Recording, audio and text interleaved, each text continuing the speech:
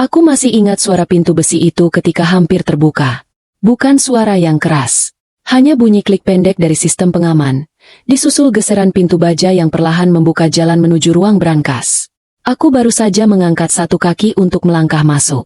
Namun sebelum sempat melewati ambang pintu, seorang pegawai bank berseragam biru tua tiba-tiba berdiri tepat di depanku.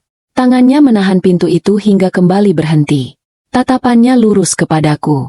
Lalu ia berkata dengan suara tenang, "Maaf, Bu, Ibu tidak boleh masuk." Aku membeku. "Maaf apa?"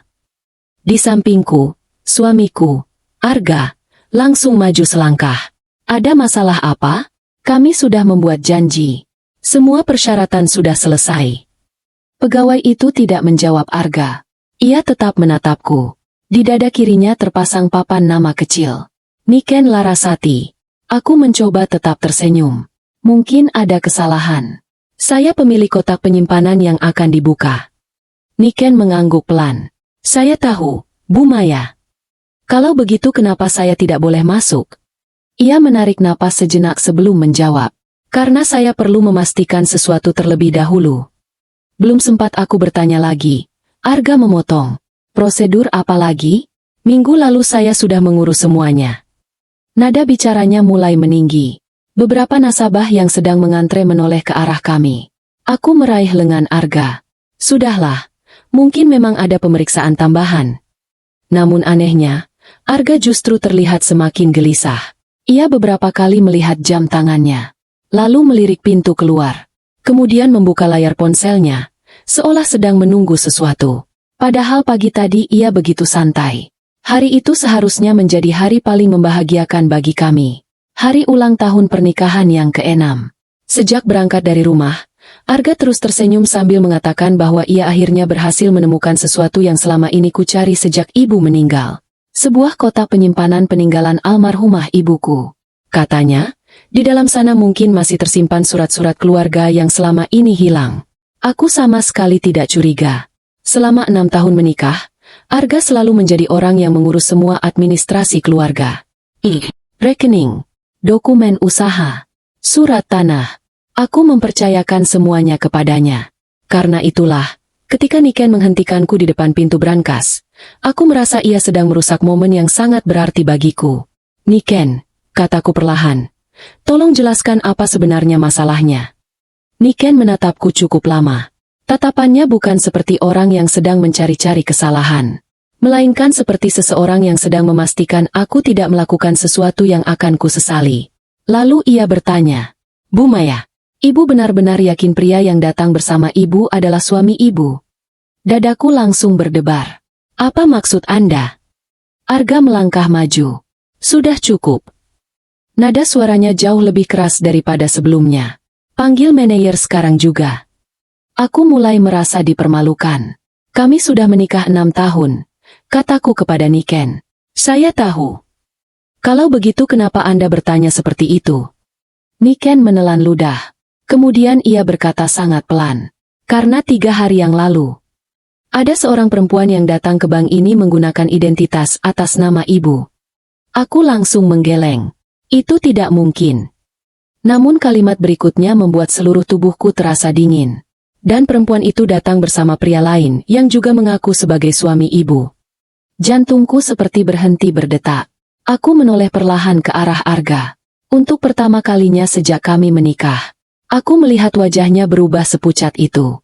Sebelum aku melanjutkan apa yang sebenarnya terjadi hari itu, kalau kalian suka cerita drama keluarga penuh misteri dan plot twist seperti ini, jangan lupa tekan tombol subscribe agar tidak ketinggalan cerita-cerita berikutnya.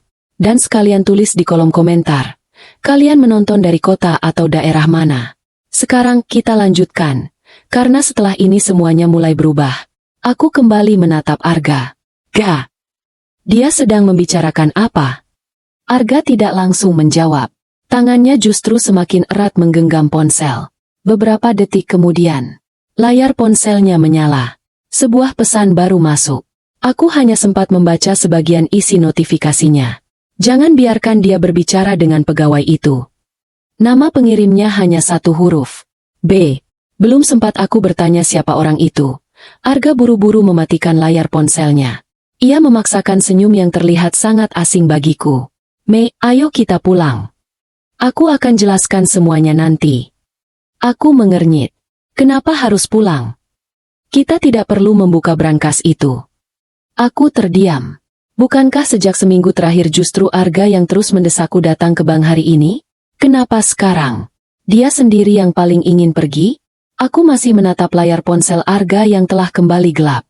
Kalimat singkat yang sempat kulihat beberapa detik lalu terus berputar di kepalaku. Jangan biarkan dia berbicara dengan pegawai itu. Pesan itu terasa terlalu aneh untuk disebut urusan pekerjaan. Aku menoleh perlahan. Gak. Arga langsung menatapku. Ada apa? Pesan tadi dari siapa? Ia tersenyum tipis, tetapi senyum itu tidak sampai ke matanya. Klien. Klienmu menyuruhmu jangan membiarkan aku bicara dengan pegawai bank. Bukan begitu maksudnya. Lalu bagaimana maksudnya? Arga mengembuskan napas pelan, lalu menggenggam tanganku. Mei, ayo kita pulang saja. Aku mengernyit. Pulang? Iya. Katanya hari ini kita mau membuka kotak peninggalan ibu. Nanti saja. Kenapa nanti? Kita datang lagi minggu depan. Jawaban itu membuatku semakin bingung. Sejak seminggu terakhir justru Arga yang paling bersemangat mengajakku datang ke bank. Ia bahkan beberapa kali mengingatkanku agar tidak lupa membawa kartu identitas. Sekarang, setelah kami sampai, dia sendiri yang ingin pergi.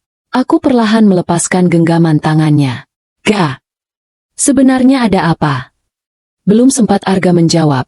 Seorang pria parubaya datang menghampiri bersama Niken. Selamat siang, Bu Maya. Pria itu tersenyum ramah. Saya Rendra, manajer cabang. Arga langsung menyela. Bagus.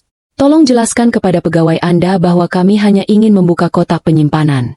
Pak Rendra tetap tenang. Itulah yang sedang kami usahakan, Pak. Kalau begitu silakan buka pintunya.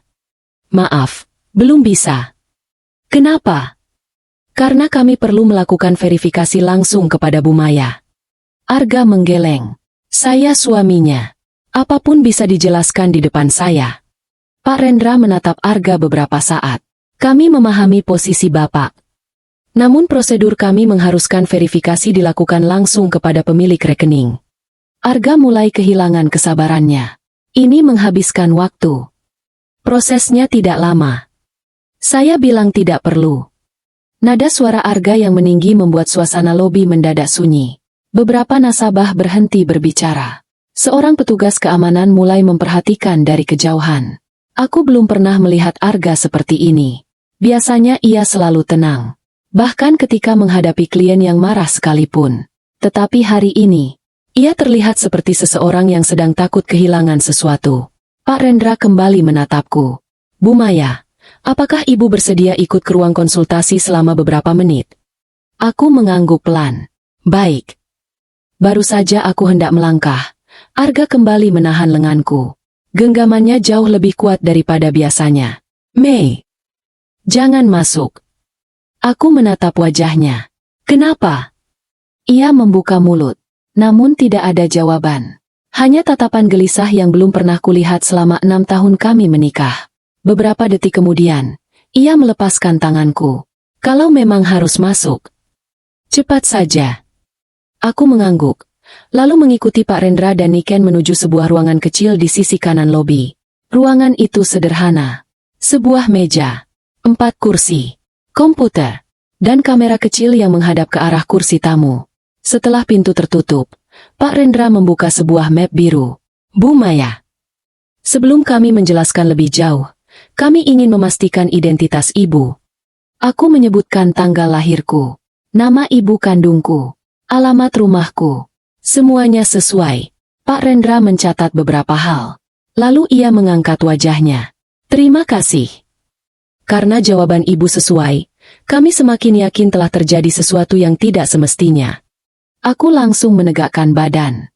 Maksud Bapak? Pak Rendra mengambil satu lembar formulir dari dalam map. Apakah ibu pernah mengajukan perubahan data rekening dalam 1 bulan terakhir? Aku menggeleng. Tidak pernah. Yakin? Yakin. Ia mendorong formulir itu ke hadapanku. Kalau begitu, boleh ibu lihat dokumen ini? Aku mengambilnya. Nama yang tercetak memang namaku. Nomor identitasnya juga benar. Namun ketika mataku sampai di bagian bawah, napas seketika tertahan. Ada tanda tangan atas namaku. Mirip sekali. Kalau hanya melihat sekilas, mungkin aku sendiri akan menganggapnya asli. Tetapi aku tahu, itu bukan tanda tanganku. Aku selalu membuat garis panjang pada huruf terakhir. Sedangkan tanda tangan di dokumen itu berhenti pendek. Ini bukan tanda tangan saya. Pak Rendra mengangguk pelan. Itulah yang membuat kami menghentikan proses hari ini. Aku kembali melihat formulir itu. Tanganku mulai terasa dingin. Siapa yang menyerahkan dokumen ini? Pak Rendra tidak langsung menjawab. Sebaliknya, ia mengambil lembar lain. Kali ini berupa salinan kartu identitasku. Aku langsung mengenalinya. Itu foto identitasku sebelum menikah. Foto lama yang sudah bertahun-tahun tidak kupakai. Dadaku langsung berdebar. 2 bulan lalu, Arga pernah memintaku mencari map berisi seluruh dokumen lama. Katanya untuk mengurus pembaruan administrasi keluarga. Tanpa berpikir panjang, aku menyerahkannya. Aku perlahan mengangkat kepala.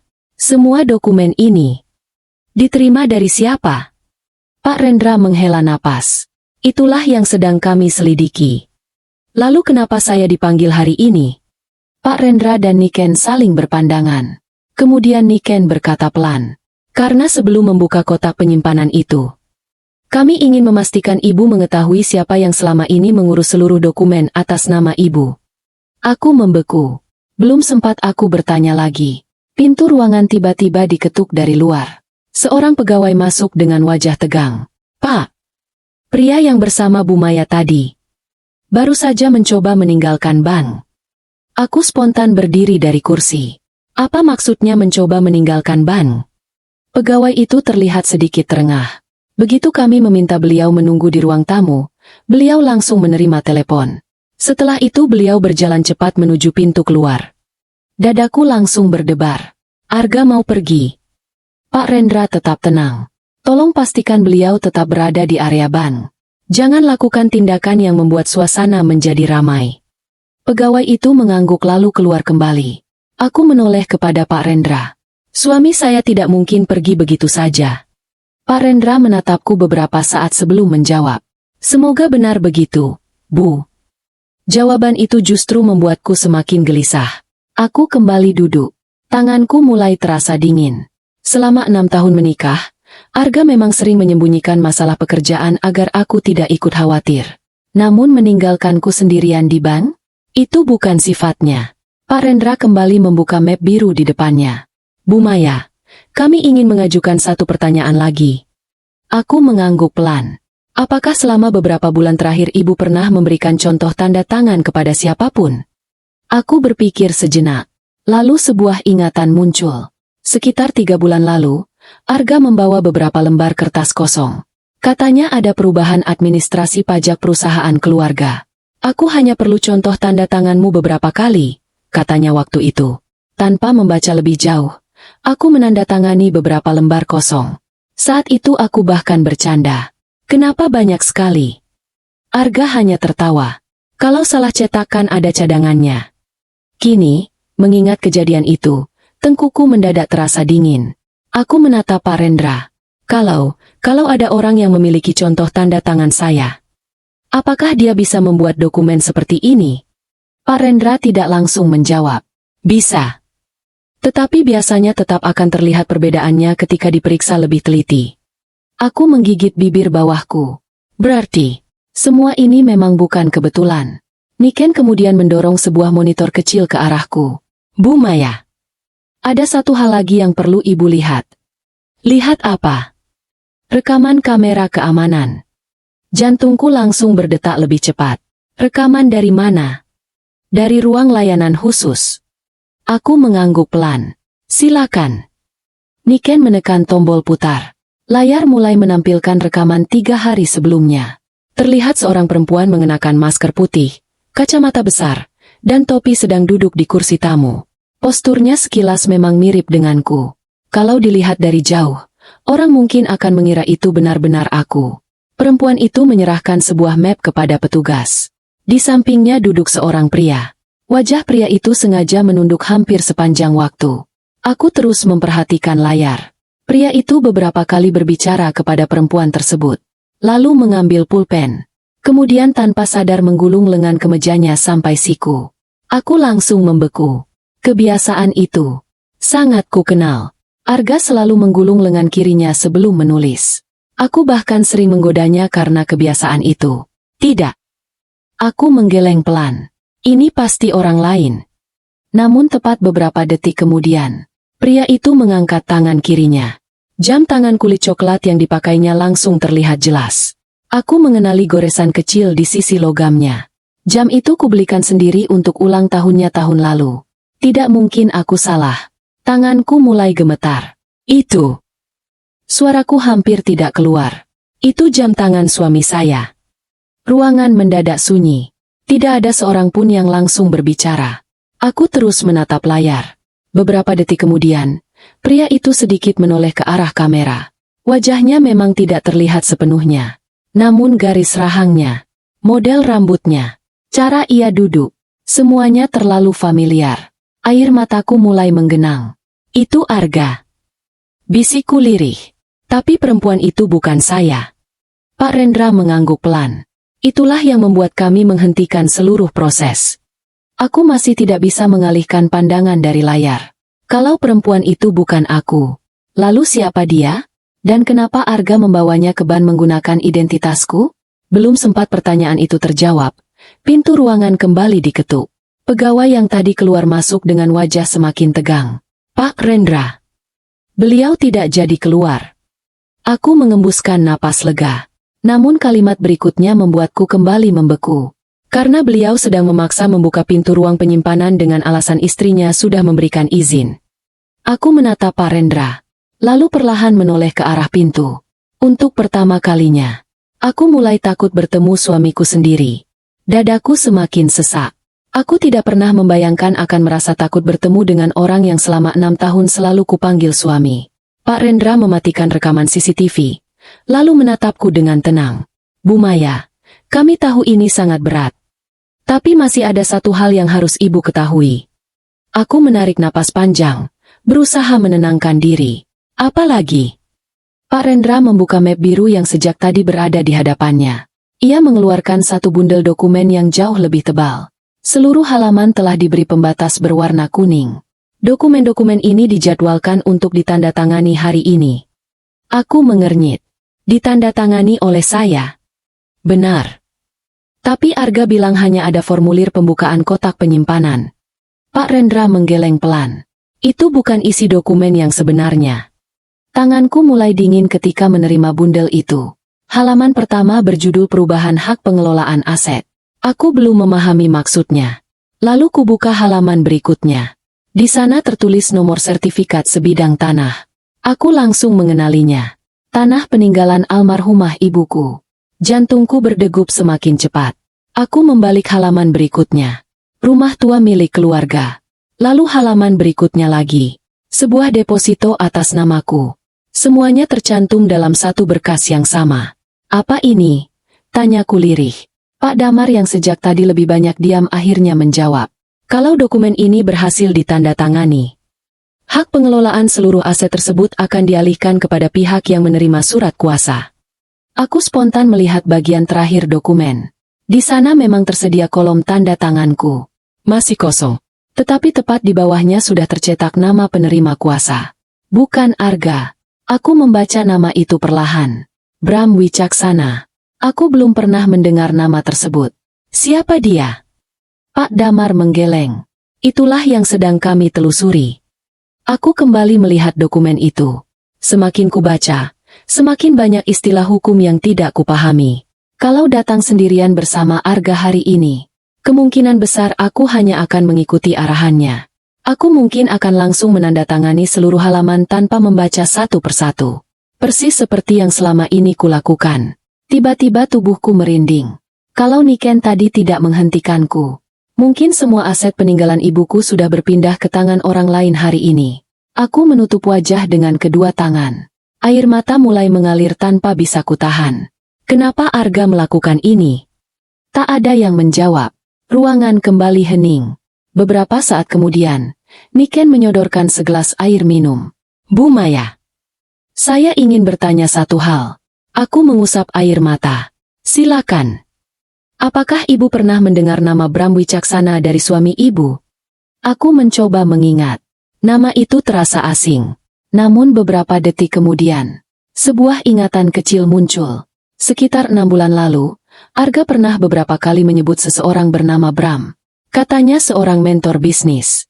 Orang yang banyak membantunya mencari investor. Waktu itu aku bahkan sempat mengucapkan terima kasih saat bertemu dengannya di sebuah acara makan malam. Aku perlahan mengangkat kepala. Tunggu. Kalau tidak salah, Bram pernah datang ke rumah kami. Pak Damar langsung mencatat sesuatu. Seberapa dekat hubungan mereka? Arga sangat menghormatinya. Setiap kali bisnisnya mengalami kesulitan, dia selalu meminta pendapat Bram.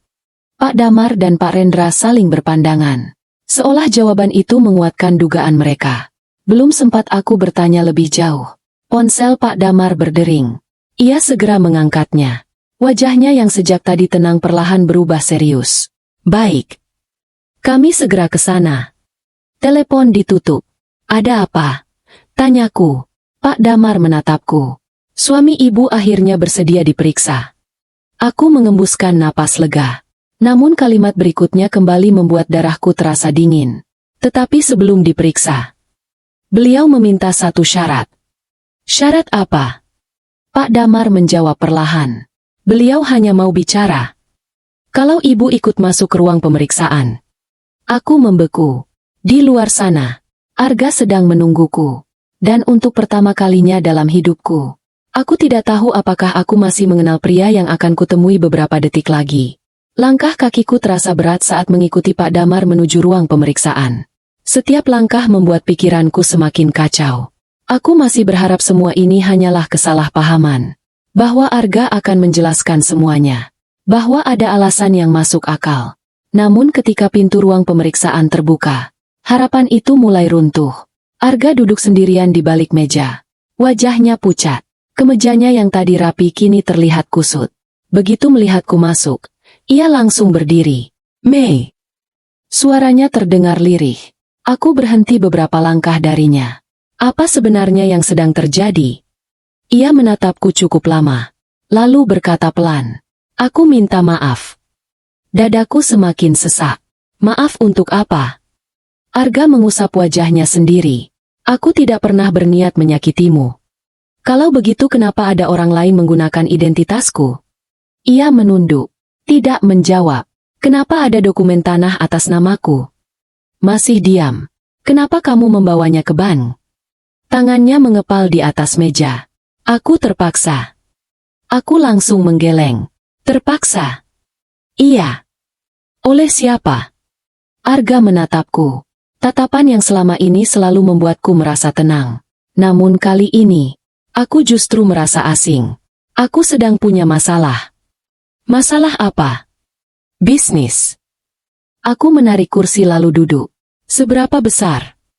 Ia mengembuskan napas panjang. Hampir 2 tahun terakhir usahaku terus merugi. Aku terdiam. Aku benar-benar tidak pernah tahu.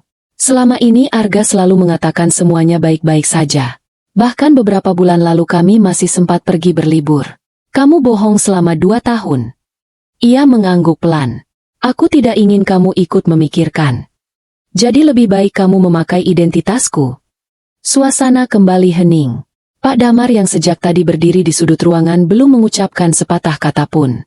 Seolah memberi kesempatan kepada Arga untuk bicara. Aku meminjam uang. Dari bank? Bukan. Dari siapa? Arga kembali terdiam. Aku mulai kehilangan kesabaran. Jawab, Ga. Bram. Nama itu kembali terdengar. Orang yang pernah dikenalkan sebagai mentor bisnis. Orang yang bahkan pernah makan malam bersama kami. Apa hubungan Bram dengan semua ini? Arga menutup matanya. Awalnya dia membantuku. Membantu bagaimana? Memberi pinjaman. Lalu, saat aku tidak mampu mengembalikannya, semuanya berubah. Aku mengernyit. Berubah bagaimana? Dia mulai mengatur hidupku. Aku menatapnya tanpa berkedip. Dia tahu semua kelemahanku. Dia tahu utangku. Dia tahu kalau usahaku hampir bangkrut. Dan dia bilang hanya ada satu cara agar semuanya selesai. Jantungku mulai berdegup lebih cepat. Cara apa? Arga mengangkat wajahnya. Matanya mulai memerah. Menguasai aset keluargamu. Air mataku langsung mengalir. Semua ini memang benar. Bukan kesalahan administrasi. Bukan salah paham. Semua sudah direncanakan. Kamu memilih hartaku. Daripada berkata jujur kepadaku. Arga buru-buru menggeleng. Bukan begitu. Lalu bagaimana? Aku pikir setelah bisnis kembali normal, aku bisa mengembalikan semuanya sebelum kamu tahu. Aku tertawa pelan. Tawa yang bahkan terdengar asing di telingaku sendiri. Jadi selama ini aku hanya dipinjam identitasnya. Mei. Semua tanda tanganku. Semua dokumen yang kuberikan. Semuanya kamu gunakan untuk ini. Arga tidak sanggup menjawab. Keheningan itu sudah cukup menjadi jawaban. Beberapa detik kemudian, Pak Damar akhirnya maju. Pak Arga, kami ingin mengetahui satu hal. Apakah saudara bertindak sendiri? Arga langsung menggeleng. Tidak. Siapa lagi yang terlibat? Ia terlihat ragu. Tangannya mulai gemetar. Aku. Belum sempat kalimatnya selesai. Pintu ruang pemeriksaan tiba-tiba terbuka. Seorang petugas masuk tergesa-gesa. Pak Damar. Kami baru mendapat informasi. Apa? Petugas itu menyerahkan sebuah map coklat. Tim kami baru saja memeriksa kantor Bram. Pak Damar membuka map tersebut. Raut wajahnya langsung berubah serius. Ia menatap Arga. Lalu berkata perlahan. Sepertinya yang saudara sembunyikan jauh lebih besar daripada sekadar utang. Aku menoleh kepada Arga. Wajahnya mendadak kehilangan warna. Dan saat itulah, aku sadar. Masih ada rahasia lain yang bahkan belum berani ia ceritakan kepadaku. Aku menatap wajah Arga yang semakin pucat. Sejak kami menikah, aku belum pernah melihat ekspresi seperti itu. Bukan wajah seseorang yang sedang berbohong, melainkan wajah orang yang tahu semuanya akan segera berakhir. Pak Damar menutup map coklat itu perlahan. Pak Arga. Sebelum kami melanjutkan pemeriksaan, saya ingin memberi kesempatan kepada saudara untuk menjelaskan sendiri. Arga menelan ludah. Apa yang ada di dalam map itu? Pak Damar tidak langsung menjawab. Lebih baik saudara yang menceritakannya. Ruangan kembali sunyi. Aku bisa mendengar napasku sendiri. Beberapa detik kemudian Arga akhirnya berbicara. Waktu usahaku mulai merugi. Aku meminjam uang dari beberapa orang. Aku masih sanggup membayar cicilan. Tetapi setelah salah satu proyek besar gagal, semuanya runtuh. Aku masih diam. Setiap kalimatnya terasa seperti potongan hidup yang selama ini tidak pernah ku kenal. Aku menjual mobil. Aku menggadaikan beberapa aset perusahaan. Bahkan seluruh tabunganku habis. Lalu Bram datang. Aku mengepalkan tangan. Lagi-lagi Bram. Arga mengangguk. Dia bilang bisa menyelesaikan semua masalahku. Sebagai imbalannya, Arga memejamkan mata. Aku harus mengikuti semua arahannya. Pak Damar menyela. Termasuk membawa perempuan lain ke bank. Iya. Termasuk menggunakan identitas istri saudara. Iya. Termasuk menyiapkan dokumen pengalihan aset. Arga kembali terdiam. Beberapa saat kemudian ia menjawab lirih. Iya. Dadaku terasa semakin sesak. Aku benar-benar ingin marah. Namun di balik kemarahan itu ada pertanyaan yang terus menggangguku. Kalau semua ini hanya demi uang, kenapa Arga tidak pernah meminta bantuanku? Kami adalah suami istri. Bukankah masalah seharusnya dihadapi bersama? Aku akhirnya bertanya. Kenapa kamu tidak jujur kepadaku sejak awal? Arga menatapku. Matanya mulai dipenuhi air mata. Karena aku malu. Malu. Aku selalu ingin terlihat berhasil di depanmu. Aku tidak ingin kamu tahu kalau bisnis yang kubanggakan ternyata hampir bangkrut. Aku menggeleng pelan. Jadi demi menjaga harga dirimu, kamu justru mempertaruhkan seluruh hidupku. Arga tidak mampu menjawab. Pak Damar kemudian membuka map coklat itu. Kami menemukan beberapa dokumen di kantor Bram. Ada kontrak pinjaman. Ada catatan pembayaran. Dan ada daftar nama. Aku mengernyit. Daftar nama. Pak Damar mengangguk. Nama orang-orang yang memiliki utang kepada Bram. Sebagian besar adalah pemilik usaha. Metodenya hampir sama. Aku mulai memahami arah pembicaraan itu. Maksud Bapak. Pak Damar menghela napas. Kami menduga Bram sengaja mencari orang yang sedang mengalami kesulitan keuangan.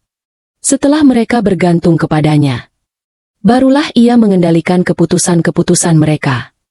Aku menoleh kepada Arga.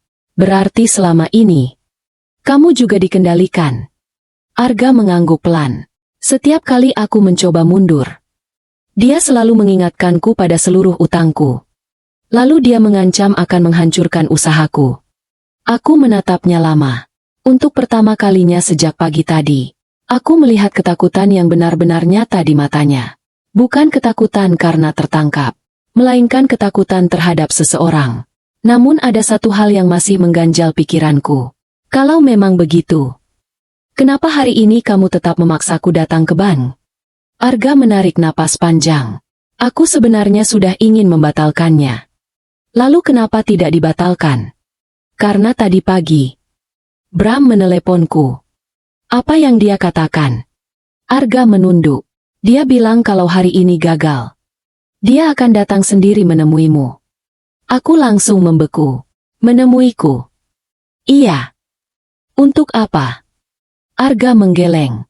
Aku tidak tahu. Tapi dia bilang, setelah itu aku akan menyesal seumur hidup. Ruangan kembali sunyi. Pak Damar perlahan menutup map di tangannya.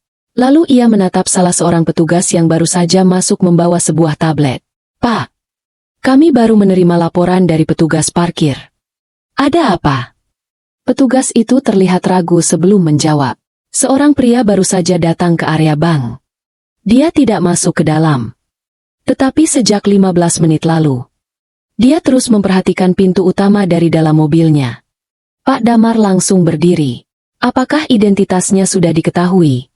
Petugas itu mengangguk. Nomor kendaraannya cocok. Cocok dengan siapa? Petugas itu menarik napas pelan. Laki-laki itu adalah Bram. Aku merasakan bulu kuduku berdiri. Orang yang sejak pagi hanya kudengar namanya, kini ternyata sedang berada di luar gedung. Dan entah sejak kapan, dia mungkin sudah mengawasi setiap langkah kami. Jantungku berdetak semakin cepat. Bram, nama yang sejak pagi hanya muncul dalam percakapan itu, kini ternyata berada tepat di luar gedung bank. Aku refleks berdiri. Pak Damar, jangan biarkan dia pergi. Pak Damar mengangkat tangan, memberi isyarat agar aku tetap tenang. Semua pintu keluar sudah diawasi. Ia lalu menoleh kepada dua petugas keamanan. Tolong pastikan kendaraan itu tetap dalam pengawasan. Jangan melakukan tindakan yang bisa memancing keributan. Kedua petugas segera keluar. Ruangan kembali hening. Aku menoleh ke arah Arga. Dia tahu kita ada di sini. Arga mengangguk pelan. Dia pasti tahu. Bagaimana bisa? Ada orang-orangnya yang selalu memberi kabar. Perutku terasa semakin mual. Berarti sejak kami memasuki bank, kemungkinan besar setiap gerakan kami sudah dipantau. Pak Damar kembali duduk. Pak Arga, saya ingin saudara jujur mulai sekarang. Apakah Bram pernah mengatakan apa sebenarnya yang ada di dalam kotak penyimpanan itu? Arga menggeleng. Tidak pernah. Dia hanya bilang kotak itu sangat penting. Dan apapun yang terjadi, harus berhasil dibuka hari ini. Aku mulai mengingat sesuatu. Kotak penyimpanan itu diwariskan oleh ibuku. Namun selama bertahun-tahun, aku tidak pernah membukanya. Bahkan setelah ibu meninggal, aku tetap menyimpannya karena merasa belum siap. Arga sendiri yang beberapa minggu terakhir terus membujukku. Katanya sudah saatnya melihat isi peninggalan ibu. Kini aku baru menyadari. Mungkin sejak awal, tujuan Arga bukanlah isi kotak itu untukku, melainkan untuk Bram. Aku memandang Arga. Apakah Bram tahu isi kotak itu? Aku tidak tahu. Kalau tidak tahu, kenapa dia begitu ngotot? Arga mengusap wajahnya. Itulah yang juga membuatku bingung. Pak Damar menyandarkan tubuhnya ke kursi. Kemungkinan besar Bram mengetahui sesuatu yang bahkan ibu sendiri belum mengetahuinya. Kalimat itu membuatku merinding. Selama hidupnya, ibuku memang hampir tidak pernah bercerita tentang masa lalunya. Ia hanya berpesan satu hal. Kalau suatu hari kamu merasa benar-benar siap, bukalah kotak itu sendiri. Jangan pernah menyuruh orang lain mewakilimu. Dulu aku menganggap itu hanya pesan seorang ibu. Kalimat itu terdengar seperti sebuah peringatan. Tiba-tiba ponsel Pak Damar bergetar. Ia membaca pesan yang masuk. Lalu wajahnya berubah serius. Ada perkembangan. Aku langsung menatapnya. Apa? Mobil Bram masih berada di tempat. Tapi orangnya sudah tidak ada di dalam. Dadaku langsung terasa sesak. Maksudnya, petugas melihat dia turun beberapa menit yang lalu. Lalu kemana? Pak Damar menggeleng. Itu yang sedang kami cari. Ruangan mendadak sunyi. Aku tanpa sadar menoleh ke arah pintu. Untuk pertama kalinya hari itu, aku merasa siapapun bisa masuk kapan saja. Pak Damar segera menghubungi petugas keamanan melalui alat komunikasinya. Periksa seluruh lantai, terutama area ruang tunggu dan koridor menuju ruang penyimpanan. Suara dari alat komunikasi langsung terdengar. Baik, Pak. Beberapa menit terasa begitu panjang. Tak seorang pun berbicara. Hanya suara pendingin ruangan yang terdengar samar. Kemudian, terdengar ketukan pelan di pintu. Tok, tok, tok. Semua orang langsung menoleh. Pak Damar memberi isyarat kepada petugas untuk membuka pintu dengan hati-hati. Pintu perlahan terbuka. Namun tidak ada siapapun di luar. Hanya sebuah amplop coklat tergeletak di lantai. Petugas mengambilnya dan menyerahkannya kepada Pak Damar. Di bagian depan amplop hanya tertulis satu kalimat dengan tulisan tangan. Untuk Maya Prameswari. Buka sekarang. Aku saling berpandangan dengan Pak Damar. Apakah saya harus membukanya? Pak Damar mengenakan sarung tangan tipis sebelum memeriksa bagian luar amplop. Setelah memastikan tidak ada sesuatu yang mencurigakan, ia menyerahkannya kepadaku. Tolong buka dengan hati-hati. Tanganku gemetar saat merobek sisi amplop.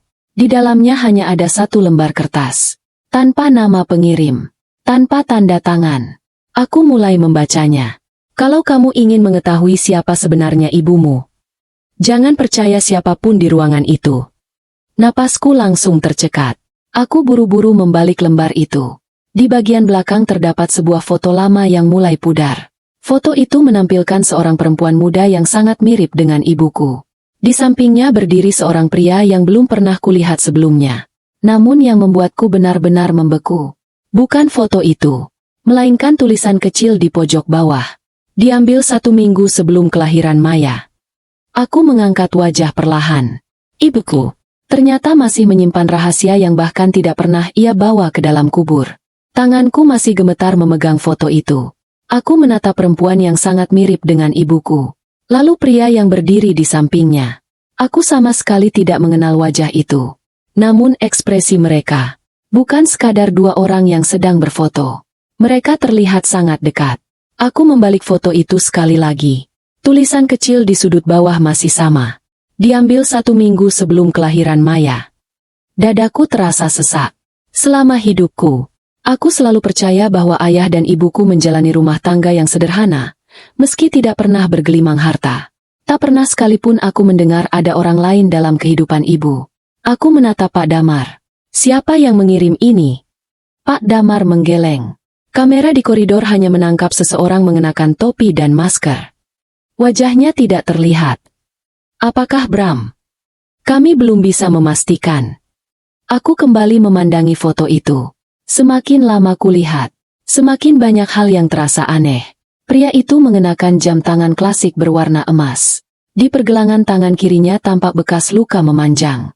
Entah kenapa, bekas luka itu terasa begitu familiar. Aku mencoba mengingat-ingat. Namun pikiranku kosong. Pak Damar kemudian mengambil surat yang tadi kubaca. Kalimatnya sangat menarik. Jangan percaya siapapun di ruangan itu. Ia menatapku. Menurut ibu, siapa yang dimaksud? Aku menggeleng pelan. Aku tidak tahu. Apakah Arga?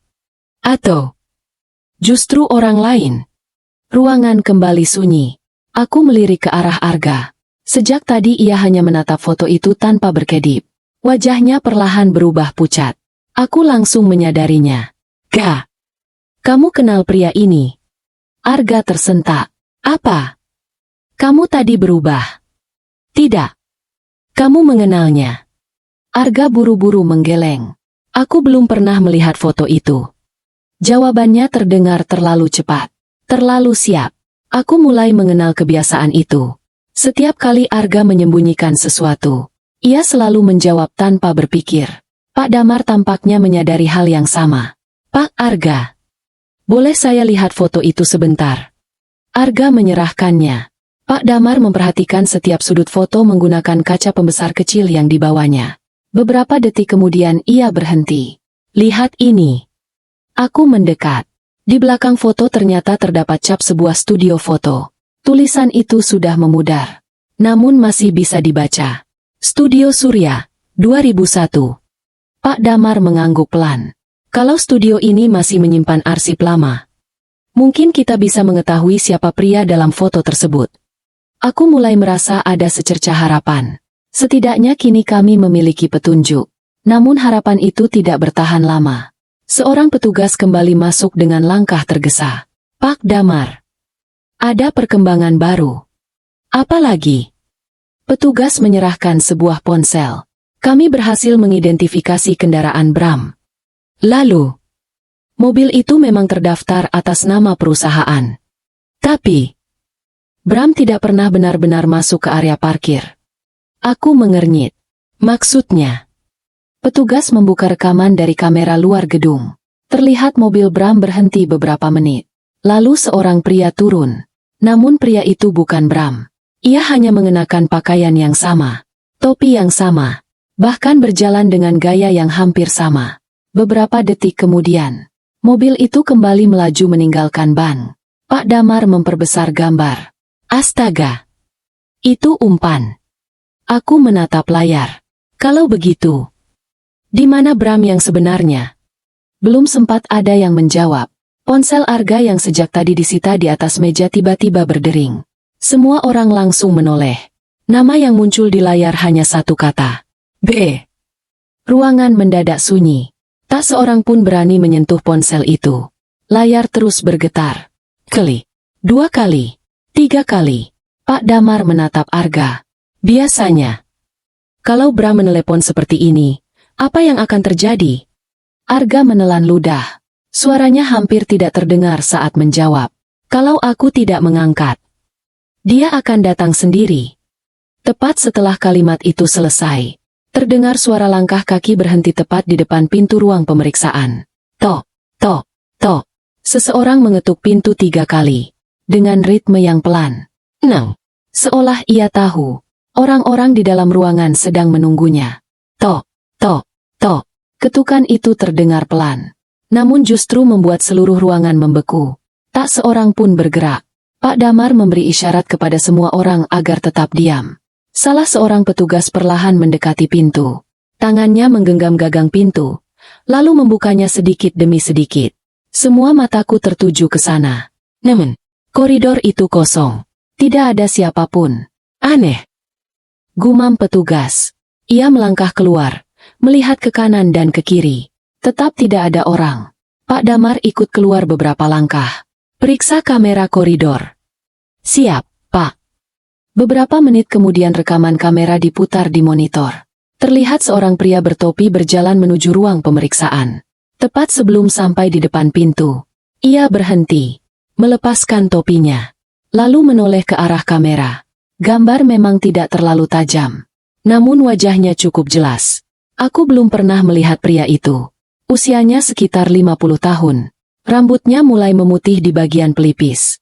Tatapannya tenang. Seolah ia sama sekali tidak takut wajahnya terekam kamera. Lalu, tanpa tergesa-gesa, ia meletakkan sesuatu di depan pintu. Setelah itu ia berjalan menuju tangga darurat. Beberapa detik kemudian, menghilang. Pak Damar langsung menghentikan rekaman. Perbesar wajahnya. Teknisi memperbesar gambar. Kini wajah pria itu terlihat lebih jelas. Aku menggeleng pelan. Aku tidak mengenalnya. Pak Damar menoleh kepada Arga. Bagaimana dengan saudara? Sejak tadi Arga hanya menatap layar. Wajahnya perlahan kehilangan warna. Ga. Aku memanggilnya pelan. Kamu kenal dia? Arga tidak langsung menjawab. Tangannya mulai bergetar. Aku belum pernah melihatnya setakut ini. Pak Damar kembali bertanya. Pak Arga. Siapa pria itu? Beberapa detik berlalu. Akhirnya Arga menjawab dengan suara lirih. Itu Bram. Ruangan mendadak sunyi. Aku menatap layar sekali lagi. Pria itu sama sekali tidak terlihat seperti yang kubayangkan. Tidak garang, tidak kasar, tidak menunjukkan wajah seorang penjahat. Justru sebaliknya. Ia terlihat tenang, rapi, bahkan tampak seperti pengusaha biasa. Aku menoleh kepada Arga. Itu Bram. Arga mengangguk pelan. Iya. Aku masih sulit mempercayainya. Kenapa dia berani memperlihatkan wajahnya? Pak Damar menjawab lebih dulu. Karena orang seperti ini biasanya merasa selangkah lebih maju. Mereka yakin apa yang dilakukan sulit dibuktikan. Kalimat itu membuatku merinding. Berarti, selama ini Bram memang tidak pernah merasa terancam. Seolah semua orang yang berurusan dengannya hanya akan menjadi bidak. Pak Damar kemudian meminta teknisi memutar ulang beberapa detik terakhir. Kali ini beliau tidak memperhatikan wajah Bram, melainkan benda yang diletakkannya di depan pintu. Itu bukan amplop. Beliau memperbesar gambar. Ternyata sebuah flash drive kecil. Petugas keamanan segera mengeluarkan barang yang tadi ditemukan di depan pintu. Benar saja. Bukan hanya surat.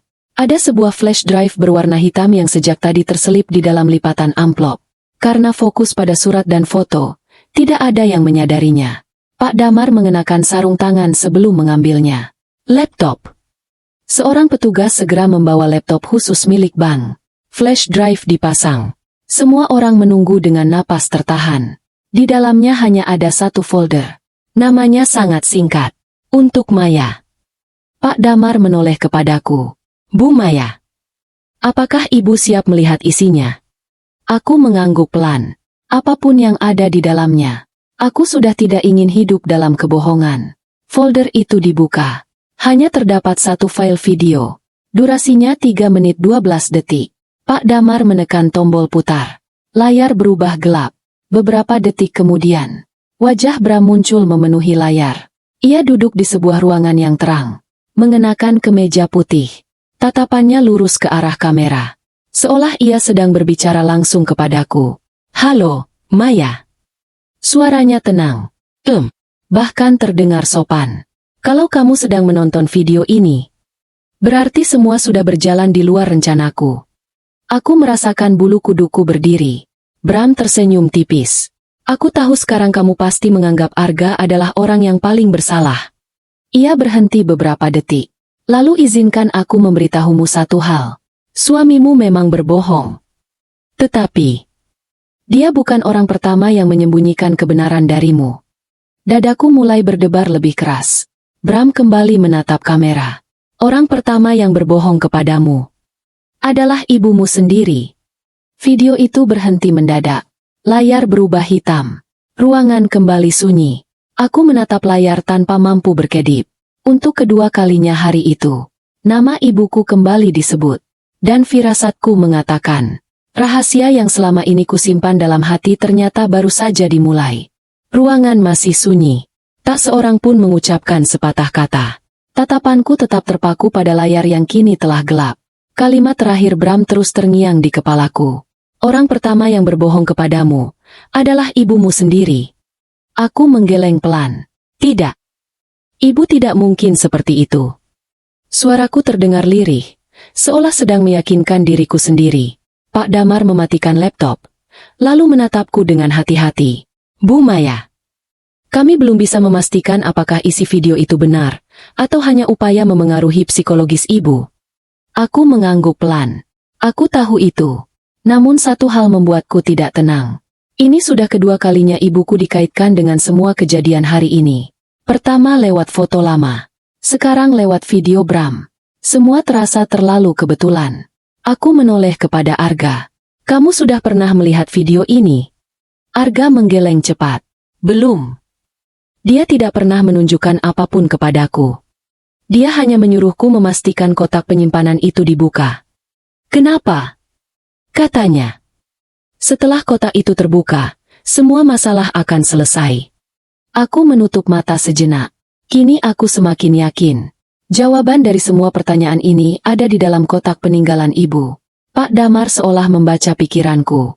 Bu Maya, saya rasa kita tidak bisa menunda lagi. Aku mengangkat kepala. Maksud Bapak?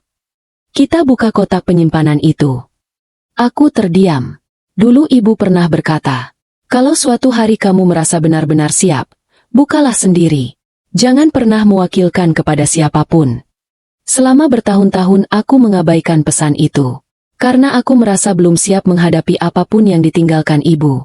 Namun hari ini, tidak ada lagi alasan untuk menghindar. Aku mengangguk mantap. Baik. Aku akan membukanya. Beberapa menit kemudian kami memasuki area ruang penyimpanan. Koridor itu sunyi. Dindingnya tebal. Pintu-pintu besi berjajar rapi di kedua sisi.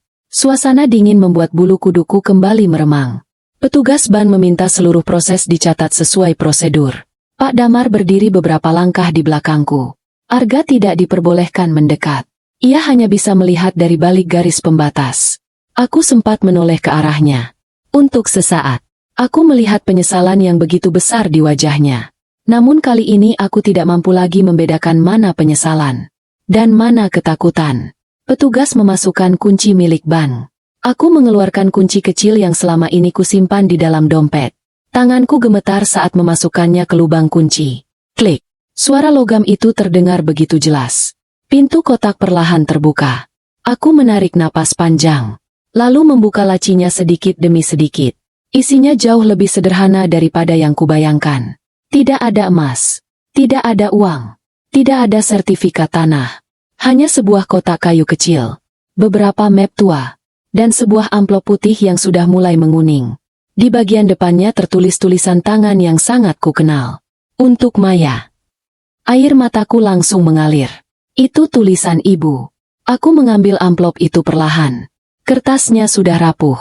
Seolah telah menunggu bertahun-tahun untuk dibuka. Aku mengeluarkan surat di dalamnya. Tulisan ibu masih rapi seperti biasanya. Maya. Kalau kamu membaca surat ini, berarti waktunya memang sudah tiba. Tanganku semakin gemetar.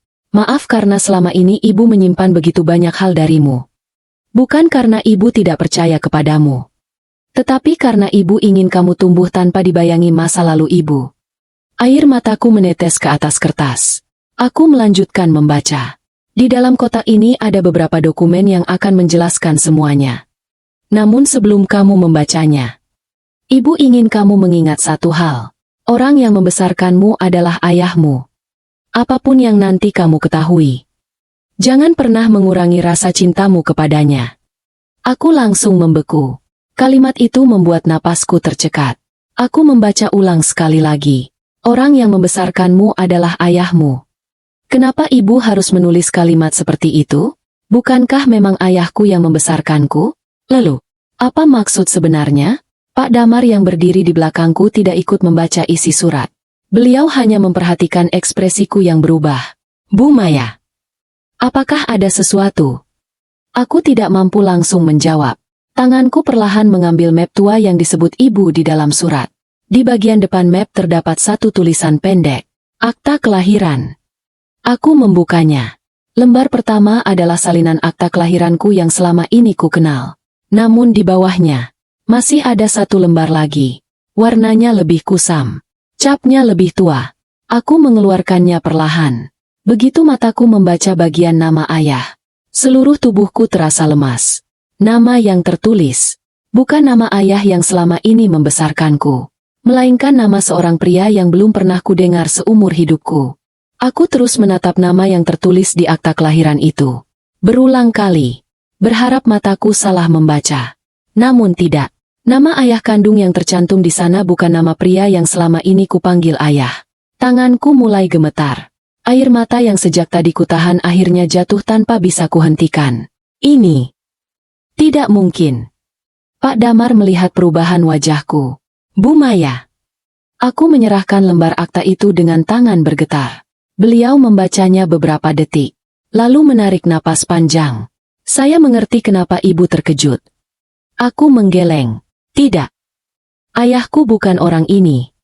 Yang membesarkanku adalah Pak Surya. Beliau yang mengajariku berjalan. Beliau yang mengantarku sekolah.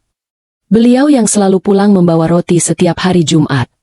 Suaraku mulai pecah. Beliau ayahku. Tak seorang pun menyela. Semua membiarkanku meluapkan perasaan yang selama ini bahkan tidak pernah kubayangkan akan muncul. Aku kembali melihat surat ibu. Masih ada beberapa paragraf yang belum kubaca. Dengan napas yang belum sepenuhnya tenang, aku melanjutkan. Maya. Pria yang membesarkanmu memilih mencantumkan namanya sebagai ayahmu karena ia ingin kamu tumbuh tanpa membawa beban masa lalu. Keputusan itu bukan paksaan, melainkan keputusan kami berdua. Air mataku semakin deras. Aku masih ingat bagaimana ayah selalu mengatakan, tidak penting siapa yang paling kuat. Yang penting siapa yang tetap tinggal ketika semuanya pergi. Dulu aku mengira itu hanya nasihat biasa. Aku mulai memahami mengapa setiap kali mengucapkan kalimat itu, mata beliau selalu berkaca-kaca. Aku kembali membaca surat ibu. Ayahmu tidak pernah membedakanmu satu hari pun. Ia mencintaimu sejak pertama kali menggendongmu. Karena itulah ibu memohon. Jangan pernah membencinya setelah mengetahui kenyataan ini. Aku menutup mata. Bayangan masa kecilku satu persatu muncul. Ayah mengajariku naik sepeda. Ayah menjagaku ketika demam semalaman. Ayah bekerja lembur agar aku tetap bisa kuliah. Tak sekalipun beliau membuatku merasa bukan darah dagingnya. Justru aku yang hari ini merasa bersalah. Karena sempat mempertanyakan semuanya. Pak Damar berbicara pelan. Bu Maya. Saya rasa orang tua ibu menyimpan rahasia ini bukan untuk menyakiti ibu. Aku mengangguk pelan. Aku tahu. Kalau begitu, kenapa Bram mengetahui semuanya? Itulah pertanyaan yang belum terjawab. Aku kembali membuka map tua itu. Di dalamnya masih ada sebuah amplop kecil. Di bagian depannya tertulis, hanya dibuka jika seseorang mulai mencari masa lalu keluarga kita. Dadaku kembali berdebar. Aku membuka amplop itu. Di dalamnya terdapat beberapa lembar fotokopi. Salah satunya adalah surat perjanjian lama. Tanggalnya hampir 30 tahun yang lalu. Nama ibu tercantum sebagai salah satu pihak. Sedangkan nama pihak lainnya membuatku spontan membeku. Bram Wicaksana. Aku langsung berdiri. Tidak mungkin. Pak Damar segera mengambil dokumen itu. Beliau membaca dengan cepat. Ini bukan perjanjian pinjaman. Lalu apa? Ini surat pelepasan hak atas sebuah perusahaan keluarga. Aku mengernyit. Perusahaan. Aku sama sekali tidak pernah mendengar ibuku memiliki perusahaan. Pak Damar terus membaca isi dokumen. Beberapa detik kemudian beliau berkata, sepertinya dulu ibu-ibu pernah memiliki sebagian kepemilikan sebuah usaha. Tetapi seluruh haknya dilepaskan. Kepada siapa? Pak Damar mengangkat wajahnya. Kepada Bram. Ruangan kembali sunyi. Semua kepingan yang sejak pagi terasa acak. Perlahan mulai saling terhubung. Bram tidak datang karena mengenal Arga. Arga hanyalah jalan masuk. Target Bram sejak awal. Bukan suamiku. Melainkan keluargaku. Melainkan sesuatu yang ditinggalkan ibuku bertahun-tahun lalu. Tiba-tiba Pak Rendra yang sejak tadi memeriksa isi kotak kayu kecil berseru pelan. Pak Damar. Saya menemukan sesuatu. Semua orang langsung mendekat. Di bagian dasar kotak kayu ternyata terdapat lapisan tipis yang bisa diangkat. Sebuah ruang rahasia. Di dalamnya hanya ada satu benda. Sebuah buku harian tua berbalut kulit coklat. Di sampul depannya tertulis tinta yang mulai pudar. Jangan biarkan Bram memilikinya. Aku memegang buku itu perlahan. Belum sempat kubuka halaman pertama. Ponsel Pak Damar berdering. Ia mengangkatnya. Wajahnya langsung berubah tegang. Baik. Kami segera ke sana. Telepon ditutup. Ada apa, Pak? Tanyaku. Pak Damar menatapku beberapa detik. Lalu berkata dengan suara pelan. Tim kami berhasil menemukan Bram.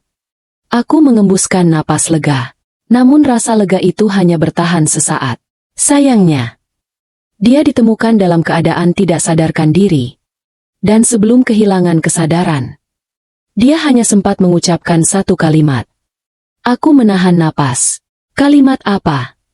Pak Damar menatap buku harian di tanganku. Lalu berkata, Cepat sebelum buku itu jatuh ke tangan orang yang salah. Aku memeluk buku harian itu erat. Rasanya seperti sedang memegang jawaban atas semua pertanyaan yang sejak pagi terus menghantuiku. Pak Damar menatapku. Bu Maya, saya sarankan kita membaca isi buku itu sekarang juga. Aku mengangguk. Dengan hati-hati kubuka halaman pertama. Tulisan tangan ibu langsung menyambutku. Kalau buku ini sampai di tanganmu, berarti Bram belum menyerah. Aku menarik napas panjang. Kalimat pertama saja sudah membuat bulu kuduku berdiri. Aku melanjutkan membaca.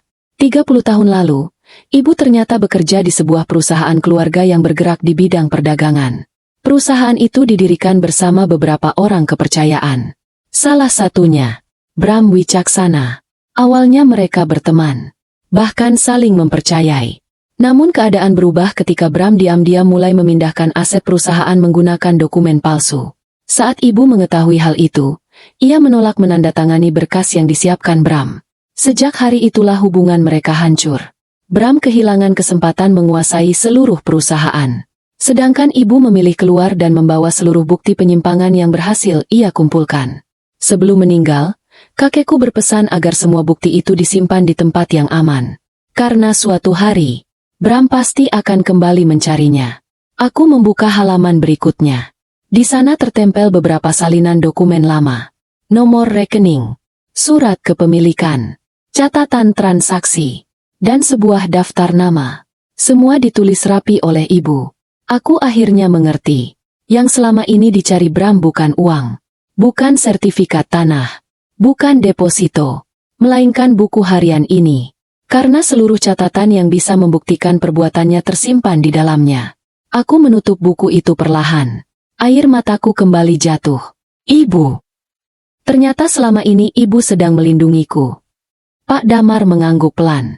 Dan sekarang kami mengerti mengapa beliau berpesan agar kotak penyimpanan hanya dibuka oleh ibu sendiri. Tidak ada orang lain yang boleh mengetahui isinya lebih dulu. Saat itu juga salah seorang petugas masuk ke ruang penyimpanan. Pak Damar. Kabar terbaru dari rumah sakit. Semua langsung menoleh. Bagaimana keadaan Bram? Petugas menghela napas. Beliau sudah sadar. Apa beliau mau memberikan keterangan? Petugas mengangguk. Sebelum diperiksa, beliau meminta satu hal. Apa? Beliau ingin bertemu Bu Maya. Aku menatap Pak Damar. Beliau tidak langsung menjawab. Keputusan ada di tangan ibu. Aku terdiam cukup lama. Dulu mungkin aku akan datang dengan penuh kemarahan. Namun sekarang, aku hanya ingin semua ini benar-benar selesai. Sore itu kami tiba di rumah sakit. Bram duduk di ruang perawatan dengan beberapa petugas mengawasinya. Begitu melihatku masuk, ia tersenyum tipis. Ternyata, kamu memang membuka kotak itu. Aku tidak menjawab. Aku meletakkan buku harian ibu di atas meja. Inikah yang selama ini kamu cari? Tatapan Bram langsung berubah. Untuk pertama kalinya, kesombongan di wajahnya menghilang. Ia menundukkan kepala. Aku kalah. Kalimat itu terdengar begitu pelan. 30 tahun lalu ibumu menggagalkan rencanaku. Hari ini, kamu melakukan hal yang sama. Aku menatapnya tanpa kebencian. Hidupku hampir hancur karena keserakahanmu. Bram menutup mata. Aku tahu. Dan tidak ada alasan yang bisa membenarkannya. Ruangan kembali sunyi. Aku tidak ingin mendengar pembelaan apapun. Semua bukti telah ada. Semua pilihan telah dibuat. Dan setiap pilihan selalu membawa akibatnya sendiri. Aku berbalik meninggalkan ruangan. Tanpa menoleh lagi. Beberapa minggu kemudian, proses hukum berjalan sebagaimana mestinya. Seluruh dokumen yang menggunakan identitasku dinyatakan tidak berlaku. Aset peninggalan ibu tetap menjadi milikku. Buku harian beserta seluruh dokumen diserahkan sebagai barang bukti. Arga memilih bekerja sama dengan penyelidikan dan mengakui seluruh perbuatannya. Ia beberapa kali meminta maaf. Bukan hanya kepadaku, tetapi juga kepada keluarga yang selama ini ia bohongi. Aku memaafkannya. Bukan karena apa yang dilakukan bisa dilupakan. Melainkan karena aku tidak ingin menghabiskan sisa hidupku dengan memelihara kebencian. Namun memaafkan bukan berarti semuanya kembali seperti semula. Kepercayaan yang telah hancur membutuhkan waktu yang sangat panjang untuk dipulihkan. Dan ada luka yang terkadang hanya bisa sembuh jika kita berani melanjutkan hidup. Beberapa bulan setelah semua itu selesai, aku kembali mengunjungi makam ibu. Aku meletakkan bunga putih kesukaannya, lalu tersenyum pelan. Bu, rahasiamu sudah tidak perlu disimpan lagi. Terima kasih. Karena bahkan setelah ibu pergi, ibu masih melindungiku. Angin sore berembus pelan, membawa dedaunan berguguran di sekitar makam. Aku menatap langit yang mulai jingga. Untuk pertama kalinya setelah sekian lama, dadaku terasa ringan.